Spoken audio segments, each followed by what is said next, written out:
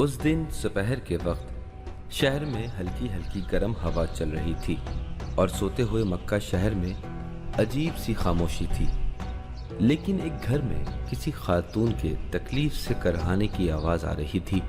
دراصل حضرت ختیجہ جو رسول اللہ کی پیاری زوجہ تھیں، وہ اپنی بیٹی کو دنیا میں لانے والی تھیں۔ حضرت ختیجہ کا درد ہر لمحے کے ساتھ بڑھ رہا تھا، مگر ان کی مدد کے لیے کوئی نہ تھا، کیونکہ وہ شہر مکہ میں واحد مسلمان خاتون تھیں، لہٰذا کفار کی تمام خواتین نے ان کو اکیلے چھوڑ دیا تھا۔ کیا آپ سوچ سکتے ہیں کہ وہ اپنے آپ کو کتنا اکیلا محسوس کر رہی ہوں گی؟ اچانک مکہ کا آسمان شق ہوا اور 4 آسمانی خواتین حضرت ختیجہ کے پاس تشریف لے آئیں۔ سارہ جو حضرت ابراہیم کی زوجہ تھیں، حضرت آسیہ جو فرعون کی زوجہ تھیں، اور حضرت مریم جو حضرت عیسیٰ کی والدہ تھیں، اور حضرت کلثوم جو حضرت موسیٰ کی بہن تھیں۔ ان سب کو اللہ تعالیٰ نے حضرت ختیجہ کی مدد کے لیے بھیجا تھا تاکہ ان کی بیٹی کی ولادت کے وقت ان کی مدد کر سکیں۔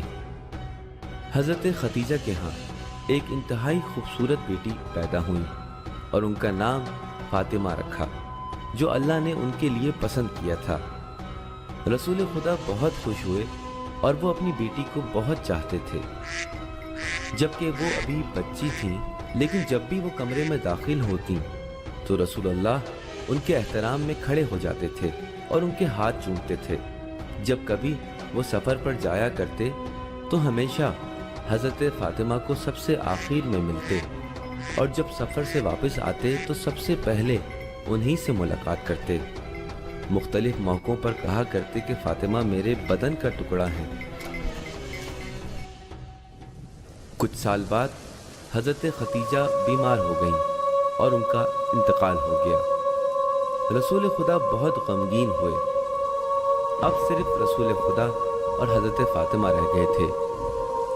اس مشکل وقت میں حضرت فاطمہ نے اپنے بابا کو بہت محبت دی اور بہت خیال رکھا۔ جب بھی کبھی کفار ان کے بابا کو کوئی تکلیف پہنچاتے تھے تو وہ ان کے زخموں کی مرہم پٹی کیا کرتی تھی۔ رسول اللہ کا پیار ان کے لیے دن بدن بڑھ رہا تھا۔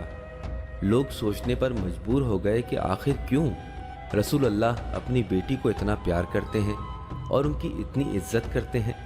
ایک دن اللہ تعالیٰ نے رسول اللہ سے فرمایا کہ مکے کے لوگوں کو کہیں کہ آپ کو محمد کے بجائے رسول اللہ کہا کریں۔ سب لوگوں نے، یہاں تک کہ جناب فاطمہ نے آپ کو رسول اللہ کہہ کر مخاطب کیا، تو آپ نے فرمایا، میری پیاری بیٹی، اللہ کا یہ حکم تمہارے لیے نہیں ہے، تم مجھ سے ہو اور میں تم سے، تم مجھے پیارے بابا جان کہا کرو، کیونکہ یہ الفاظ اللہ کو خوشی عطا کرتے ہیں اور میرے دل کو بھی تسکین عطا کرتے ہیں۔ کئی سال گزرے اور حضرت فاطمہ جوان ہو گئیں اور ان کی شادی کا وقت آن پہنچا۔ مکہ کے بہت سارے امیروں نے آپ کا رشتہ بھیجا، مگر کوئی بھی اس لائق نہ تھا، اور حضرت فاطمہ نے امام علی سے شادی کی، کیونکہ صرف وہی تھے جو ان کے لائق تھے۔ حضرت فاطمہ اور امام علی نے اپنے گھر میں ہنسی خوشی زندگی بسر کی۔ اللہ نے انہیں امام حسن اور امام حسین، حضرت زینب اور حضرت کلثوم جیسی بہترین اولادوں سے نوازا۔ حالانکہ بچوں اور گھر کی ذمہ داری نبھانا آسان نہ تھی، لیکن حضرت فاطمہ نے کبھی کوئی شکایت نہ کی۔ ایک دن حضرت فاطمہ کے نام کے راز سے پردہ اٹھا۔ کچھ اس طرح ہوا کہ رسول اللہ نے امام علی سے پوچھا کہ کیا تمہیں معلوم ہے کہ میری بیٹی کا نام فاطمہ کیوں ہے؟ امام علی نے جواب دیا، نہیں، مجھے نہیں معلوم، مہربانی کر کے بتائیے۔